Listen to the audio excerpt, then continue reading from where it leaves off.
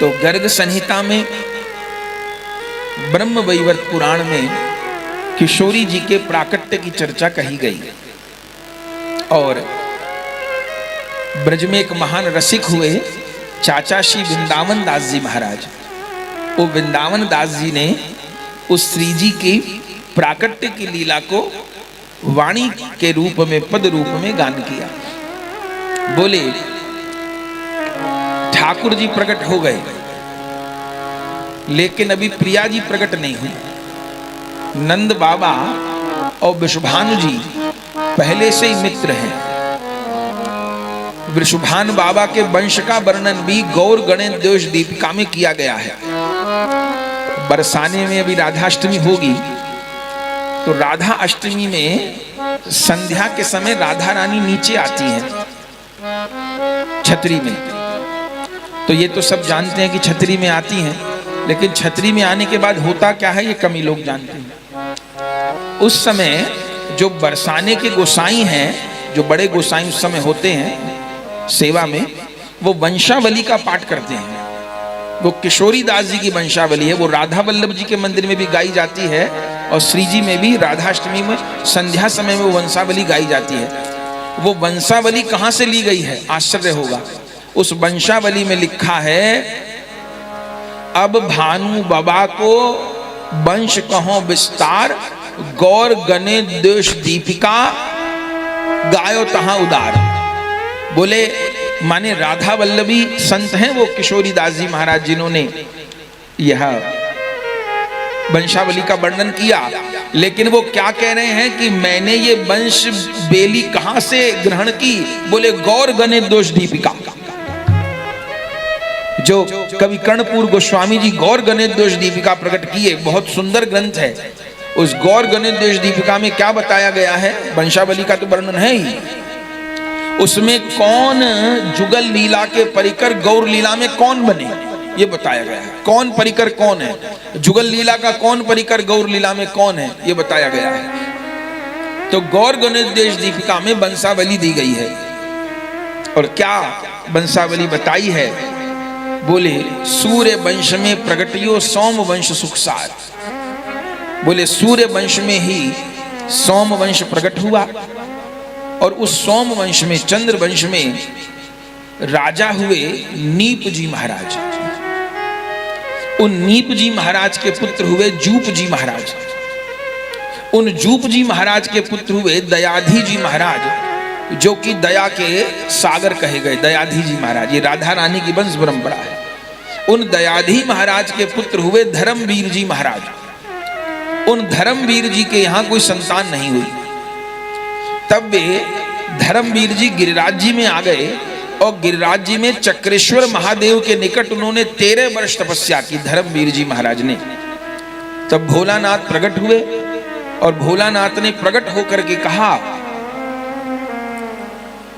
कि हे धर्मवीर जी, आपके यहां तो भगवान की नित्य प्रिया प्रकट होने वाली है। आपके वंश में, आपका वंश तो धन्य धन्य हो जाएगा।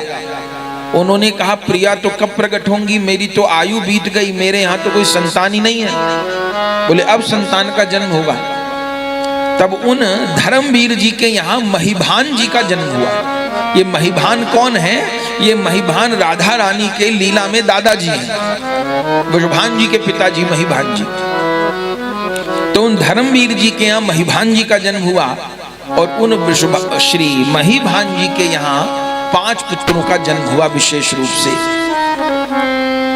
सूर्यभान, चंद्रभान, धर्मभान, वृषभान, ऐसे 5 पुत्रों का जन्म हुआ, जिनमें मझले पुत्र हुए श्री वृषभान जी महाराज। इन वृषभान जी महाराज का विवाह है मुखराई गांव की राजकुमारी कीर्तिदा के साथ हुआ। कीर्ति महारानी के माता पिता कौन है? कीर्ति महारानी के पिताजी का नाम है इंदु सेन जी महाराज, और कीर्ति माँ की मैया का नाम है मुखरा। जो मुखराई गांव है वो इसीलिए मुखराई कहा जाता है।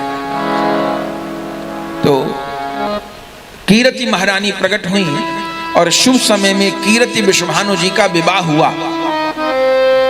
और पहले एक पुत्र का जन्म हुआ श्री दामाजी का, फिर किसी संतान का जन्म होना नहीं हुआ। श्री दामाजी राधा रानी के बड़े भाई हैं, एक राधा रानी के बड़े भाई हैं, एक राधा रानी के छोटे भाई हैं। सुबल जी छोटे भाई हैं और श्री दामाजी बड़े भाई हैं। तो श्री दामाजी प्रकट भये, लेकिन अभी कोई लाली प्रकट नहीं भई। वृषभानु जी क्या चाहते हैं? वृषभानु जी एक ही चीज चाहते हैं कि मेरे घर कोई लाली प्रकट हो। और कैसी लाली प्रकट हो?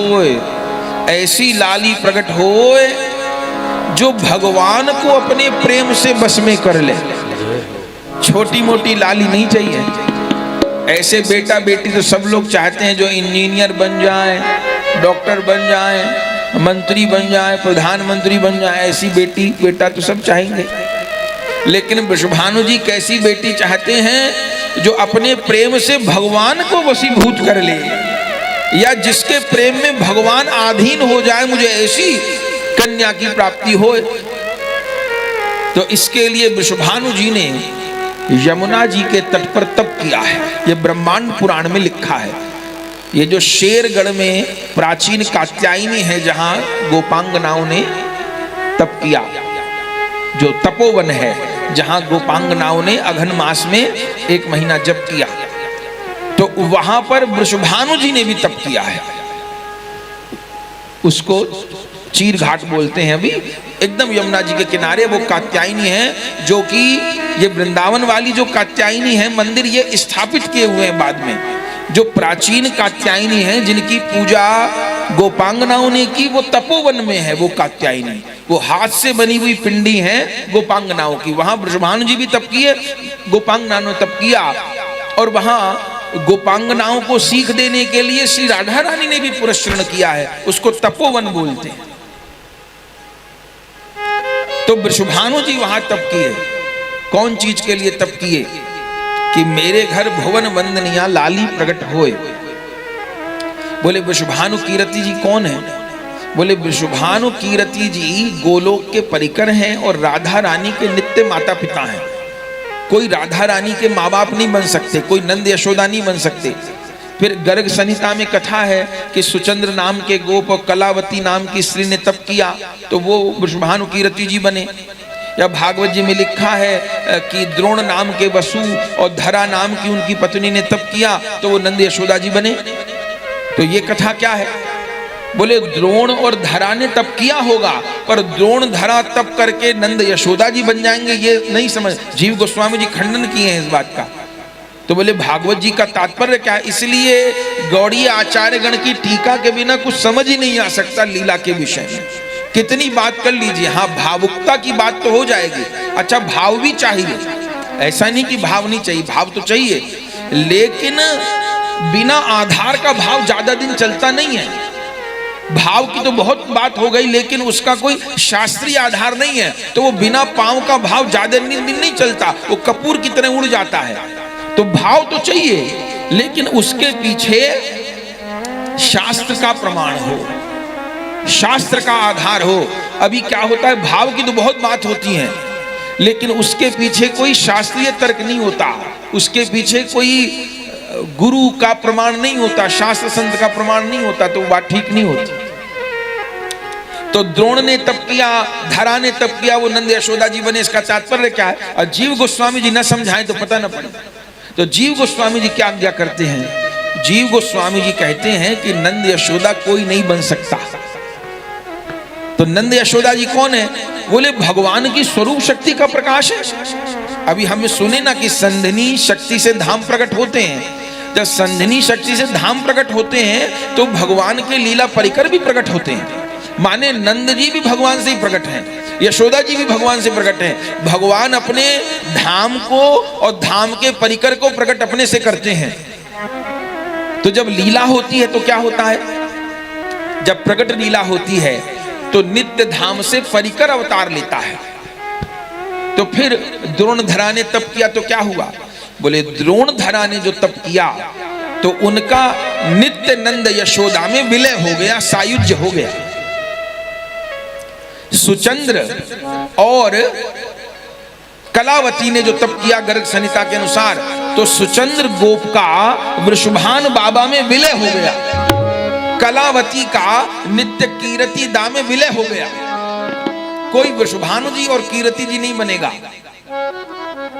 जैसे आज कोई मैया इस भाव से भजन करे कि ठाकुर जी मेरे पुत्र हैं, कोई भजन कर सकता है वात्सल्य भाव से, तो कोई मैया इस भाव से भजन करे कि नंदलाला मेरे पुत्र हैं, ठीक, और वो मैया भजन करते करते सिद्ध हो जाए, ठीक, और वो ये चाहती है कि मैं मां हूं, कन्हैया मेरे लाला हैं, तो उसको क्या प्राप्ति होगी? वो यशोदा जी बन जाएगी क्या? ना। तो जिस मैया ने इस भाव से भजन किया कि कन्हैया मेरे लाला हैं, मैं उनकी मां हूं, उसको प्राप्ति क्या होगी? तो जीव गोस्वामी जी कहते हैं दो रूपों में प्राप्ति होगी उसको। या तो उसका यशोदा जी में सायुज्य हो जाएगा, माने यशोदा जी के स्वरूप में विलय हो जाएगा और वो यशोदा जी के माध्यम से वात्सल्य सुख प्राप्त करेगी, और या वो यशोदा जी की सखी बन जाएगी, यशोदा जी की दासी बन जाएगी, और यशोदा जी की दासी बनके तब लाला को खिलाने का उसको सौभाग्य प्राप्त होगा। पर यशोदा जी कोई नहीं बनेगा। यशोदा जी जो हैं वही हैं, कीरति मैया जो हैं वही हैं। तो गर्ग संहिता में जो लिखा है सुचंद्र और कलावती की कथा, तो वो तब की है, बिल्कुल तब की है कि राधा रानी हमारे घर लाली बन के आवे, तो उनका कीरति जी और वृषभान जी में विलय हो गया। वृषभानु जी तप किए, कहां तप किए? यमुना जी के तट पे महान तप किए, और उनके तप से कात्यायनी प्रकट हो गई, और उन कात्यायनी जी ने वृषभान बाबा को आज्ञा दी। वृषभान बाबा देखे साक्षात कात्यायनी जगदम्बा प्रकट हो गई, तो प्रणाम किए जगदम्बा को और प्रार्थना की। तो कात्यायनी ने क्या कहा? वृषभान बाबा प्रार्थना किए कि मेरे घर ऐसी लाली प्रकट होए जो कि भगवान को सुख देवे वारी होए, जो भगवान को अपने प्रेम में विभोर करवे वारी होए, जो भगवान को प्रेम में आधीन करवे वारी होए, मोको ऐसी लाली चाहिए। तो श्री कात्यायनी जी ने क्या कहा? वृषभानु जी आपके घर तो लाली प्रकट होएगी और प्रकट होने का समय आ ही गया है, लेकिन आपको कुछ साधन करना होगा। बोले क्या साधन करना होगा? बोले यमुना जी के उस पार क्रतु नामक मुनि रहते हैं, आप उनसे जाके दीक्षा ले लो, क्योंकि बिना दीक्षा के भजन नहीं होगा, बिना भजन के प्रिया जी प्रकट नहीं होंगे। बोले ठीक है। तो क्रतु मुनि जी के पास भेजा, तो ब्रह्मांड पुराण में वर्णन है कि उन क्रतु मुनि जी ने वृषभान बाबा को महामंत्र का उपदेश दिया। और यहां जो ब्रह्मांड पुराण में महामंत्र लिखा है, इसमें हरे राम पहले नहीं है, हरे कृष्ण पहले। दो जगह महामंत्र हैं, एक तो कली संतरण उपनिषद में है, कली संतरण उपनिषद में हरे राम राम राम हरे हरे, हरे कृष्ण कृष्ण कृष्ण, इस प्रकार है। लेकिन ब्रह्मांड पुराण में पहले हरे कृष्ण है, हरे कृष्ण कृष्ण कृष्ण हरे हरे, हरे राम राम राम हरे हरे, ऐसा है। अपने महाप्रभु जी जो ग्रहण किए हैं गौरांग देव, वो कली संतरण उपनिषद से महामंत्र ग्रहण नहीं किए, वो ब्रह्मांड पुराण से ग्रहण किए, क्योंकि उपनिषद के मंत्र को जपने में विधि निषेध की, जबकि वहां ऐसा नहीं है। ब्रह्मा जी ने कह दिया नारद जी को कि विधि निषेध का पालन जरूरी नहीं है, पर फिर भी वेद मंत्र की मर्यादा है। तो हरे राम पहले कहा तो उपनिषद का मंत्र है, लेकिन हरे कृष्ण पहले कहा तो पुराण का मंत्र है। महाप्रभु पुराण से ग्रहण किए। और बड़ी बात, क्रतु मुनि जी ने वृषभान जी को आज्ञा दी कि महामंत्र जप करिए, महामंत्र का उपदेश किया, उनको दीक्षा दी महामंत्र की, और वृषभान जी महामंत्र जप करते।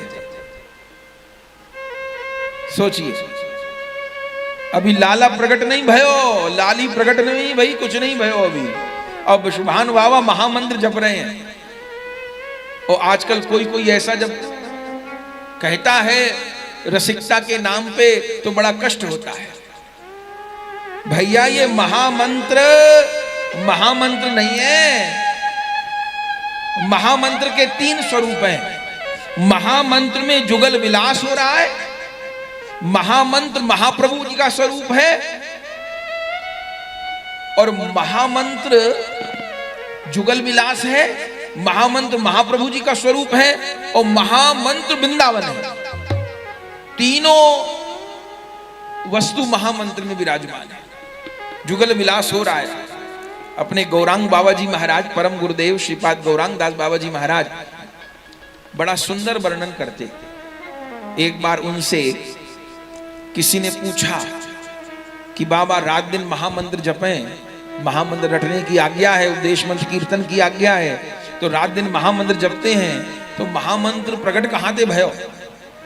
तो पहले तो बाबा बोले कि कली संतन उपनिषद से प्रकट भयो, ब्रह्मांड पुराण से प्रकट भयो। बोले बाबा ये तो हम भी जाने कि कली संतन उपनिषद में है और ब्रह्मांड पुराण में है, हम आपसे जाने कि मूल रूप में कहां प्रकट भयो? तो गौरांग बाबा कहा बोले ये महामंत्र तो नित्य निकुंज मंदिर में प्रकट भयो। बोले नित्य निकुंज मंदिर में महामंत्र कैसे प्रकट भयो? बोले श्याम सुंदर राधा प्रेम में विभोर, इतने प्रेम में विभोर हो गए श्याम सुंदर कि यही भूल गए कि मैं कृष्ण हूं और क्या जपने लगे, हरे। क्या जपने लगे? हरे। हरे माने राधे। राधा शब्द की जो सप्तम विभक्ति है, संबोधन कारक, वो हरे है।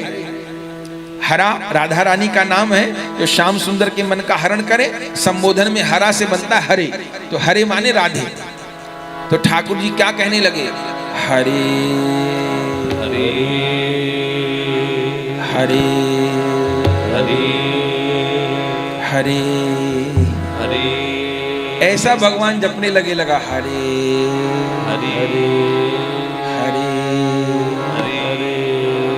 प्रिया जी ने देखा ये मेरे प्यारे को क्या हो गया।